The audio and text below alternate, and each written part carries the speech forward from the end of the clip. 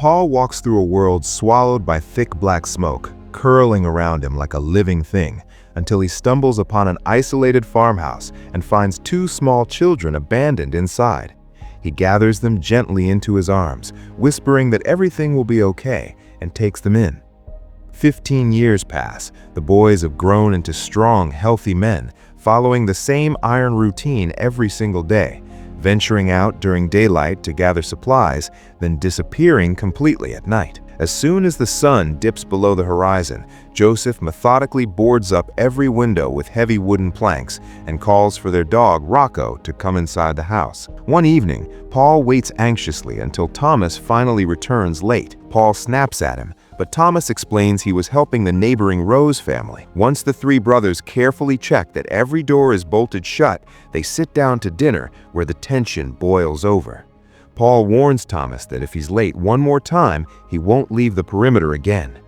Joseph mocks his brother, sparking a brawl that Paul instantly breaks up, reminding them sharply, "We're men, not animals." Later, as Paul watches his sons play chess, a rare moment of calm is shattered when Rocco starts scratching frantically at the floorboards, growling low. Sensing danger, Paul and Thomas hurry downstairs, just as a heavy thud slams against the front door. The monsters are trying to force their way in. They brace the wood with everything they have, bodies pressed hard as the pounding grows relentless, clawing, snarling, and shaking the frame, until finally the creatures give up and retreat into the darkness. The next morning, they find the front door scarred by violent claw marks, a chilling sign the wood won't survive another night. Paul and the boys scavenge for materials to reinforce their sanctuary. While Thomas cuts wood, Paul finds Joseph in the workshop hunched over a secret project. Joseph admits he's tired of living like a trapped animal and has been building a getaway car. The engine is lifeless, but after Paul's expert adjustments, it roars to life. Excitement erases their grim reality as Paul teaches the boys to drive in a moment of pure freedom. They return home buzzing with energy, but Paul insists the windows still need work, sending the brothers to the lake for supplies. This sparks anger in Thomas, who planned to visit the Rose farm. Paul insists on safety, so the brothers set off, with Thomas grumbling that Joseph is just babysitting him. Joseph feels insulted, sparking another argument until Thomas jumps out near the Rose farm, telling his brother to pick him up later. Back at the house, Paul finishes reinforcing the door, making it stronger than ever, before taking a moment to rest by the falls. As he enjoys his smoke, he notices a dark, terrifying hole hidden among the rocks, surrounded by a heavy, unsettling silence. Meanwhile, Joseph reaches the lake and tethers himself to the car before descending toward an abandoned boat to scavenge for supplies. As he carefully picks through the wreckage, a swarm of insects suddenly erupts from the shadows, attacking him fiercely and forcing a desperate retreat. Over at the farm, Thomas is working alongside the Rose family, revealing his true motive, Charlotte. Their mutual attraction is obvious as they walk together, sharing stories and memories. Charlotte shows him a rope tied to a tree, explaining how she'd play safely tethered to it as a child. They share a rare moment of laughter, trading wild theories about what caused the end of the world. But as Thomas prepares to leave, Charlotte gives him a warm, lingering hug. The sun begins to dip below the horizon, signaling that the boys must race home before the darkness takes over. At that moment, Paul returns home and grows anxious, finding Rocco alone with no sign of the boys. Meanwhile, Joseph struggles to start the car near the lake. After several tense attempts, the engine finally roars to life and he speeds off. Thomas, racing home on foot, suddenly slips and plunges into a hidden crevice in the ground. When Joseph reaches the meeting point and finds it empty, he's forced to return alone. Upon hearing the news, Paul orders Joseph to lock every door and window to protect himself and Rocco, while Paul heads out to find Thomas. Down in the deep pit, Thomas wakes up battered and bleeding. He flicks on his lighter, only to freeze in terror as a strange creature stirs within a hole in the wall. His desperate scream echoes through the night, reaching Paul and Rocco. Thomas manages to stab the creature's hand, forcing it back, but as he tries to move, a second monster lunges from above, clawing at his face. Struggling to breathe or move, Thomas feels the world fading just before he loses consciousness. Paul arrives just in time, tearing the monster away to kill it instantly. After ensuring Thomas is safe, he and Rocco discover a small tunnel leading into the crevice. Knowing the forest is too lethal at night, they decide to bunker down until dawn, sealing the entrance tight. They can hear the creatures scratching through the opening, so they prepare for a standoff, lighting a fire for protection. Suddenly, the ground begins to tremble. The monsters are moving beneath them.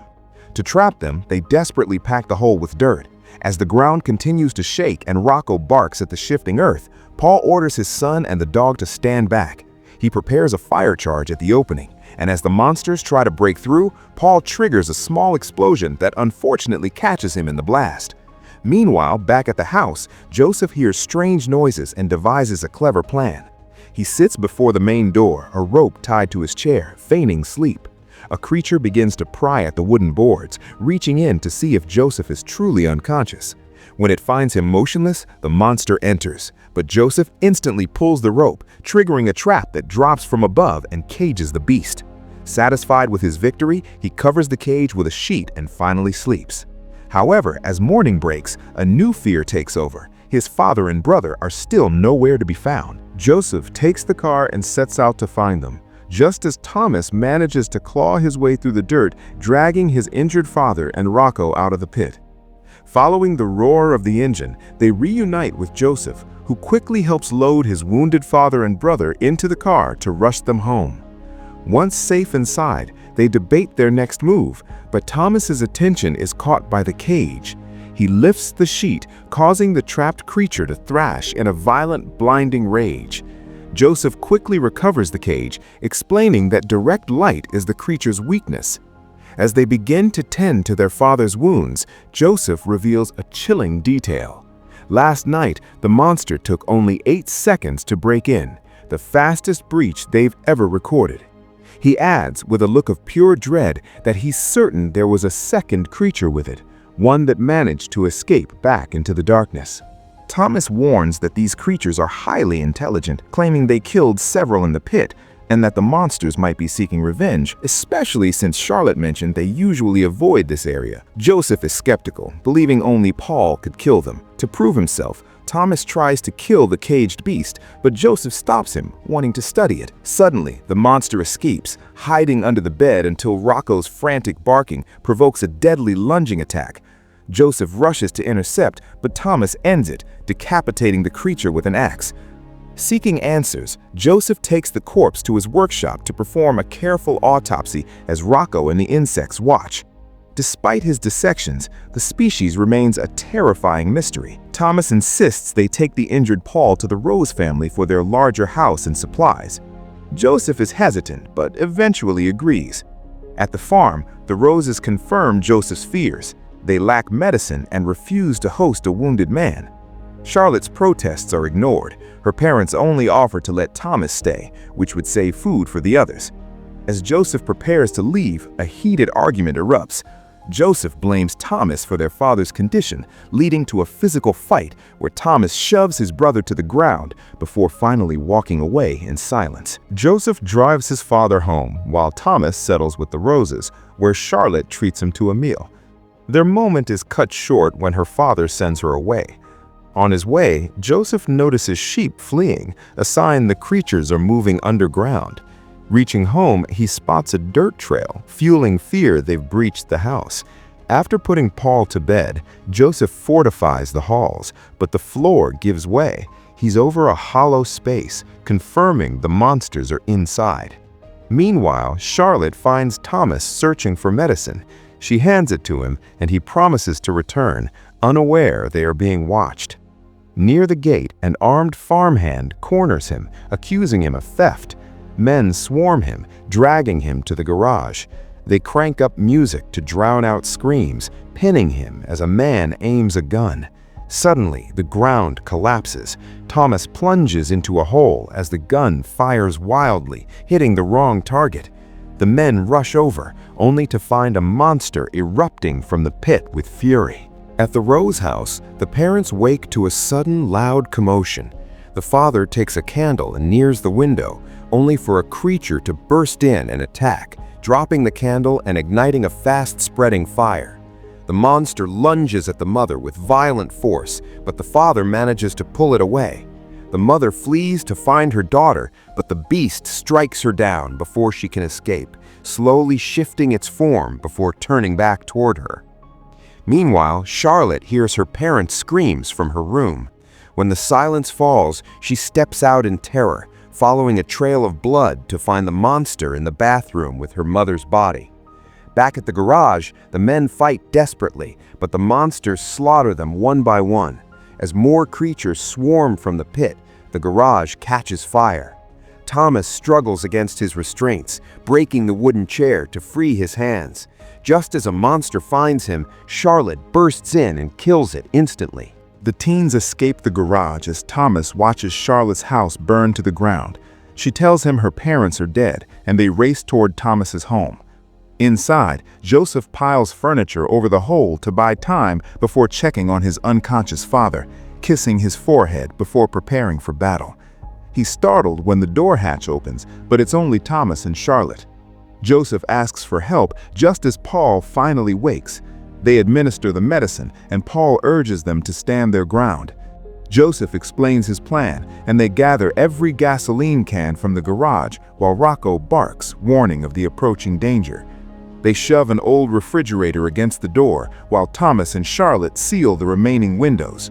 Joseph piles the furniture, drenching it in gas, and sets a small bomb on top with one of his father's slow-burning cigarettes as a fuse. Suddenly, the furniture covering the hole begins to shift. At that moment, a creature emerges from the fireplace in Paul's room, while another climbs from the hole. As it passes the door, Thomas stabs it through the back and drives a knife into its head, killing it instantly. A third monster lunges at Charlotte, but she guns it down with her rifle. They race to find Joseph and shove the refrigerator aside, but the door behind them swings open. Paul emerges, drenched in blood after slaying the beast in his room.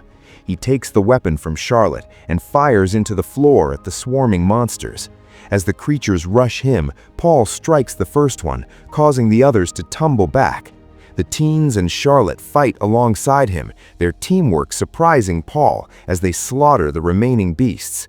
Finally, the group and Rocco dash toward the refrigerator to reach the safe room, but instead of joining them, Paul slams the door shut, locking them inside. Paul stays behind to buy them time, forcing everyone into the reinforced refrigerator. In those final moments, he remembers the day he first found the abandoned children, whispering once again that everything will be okay. As a new swarm of monsters closes in, Paul draws their attention, standing his ground until the furniture and the bomb ignite, blowing the entire house sky high. The refrigerator tumbles through the wreckage until it finally comes to a halt. The teens crawl out and desperately search for Paul, but a flaming monster suddenly erupts from the debris and lunges at them. They scramble into the car and speed away, the burning creature pursuing them relentlessly. Charlotte fires again and again, finally landing a point-blank shot that knocks the beast down for good. After driving a safe distance, they stop and look up at the night sky, a sight they had never truly seen, having spent their entire lives hiding in the dark. The next morning, they return to the ruins and decide not to rebuild. After scavenging what tools they can find, they bury their dead and say a final goodbye. Taking Rocco with them, they drive into the unknown, holding on to the hope of finding a new home and other survivors. That's all for today's recap. If you enjoyed it, make sure to hit that like button and subscribe so you never miss another story. Thanks for watching, and I'll see you in the next one.